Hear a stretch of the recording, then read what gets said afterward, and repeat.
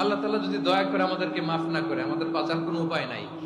আপনি কি ভেবেছেন আপনার নামাজ দিয়ে আপনি জান্নাতে যাবেন? আপনি তাহাজ্জুদ গুজার, সেজদা দিতে দিতে কপালে দাগ ফেলেছেন, এটা আপনারা জান্নাতে নেবে না। আপনি এলাকার সবচেয়ে বড় হাতেম তাই দানশীল, এই দানের ভরসায় বসে আছেন। কশিন কালো আমাদের নামাজ, আমাদের রোজা, আমাদের ইবাদত, এগুলোকে মিজানের পাল্লায় উঠালে কোনো ওজনই হবে না। তবে আমাদের একটা কৌশল জানা আছে, আমরা আল্লাহর রহমতের ভিখারি।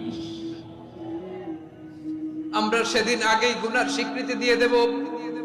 আমরা বলবো, আল্লাহ তুমি প্রশ্ন করার আগে তোমার একটা কথা বলি, আমারে কিছু জিজ্ঞেস করো না, আমি সব করেছি।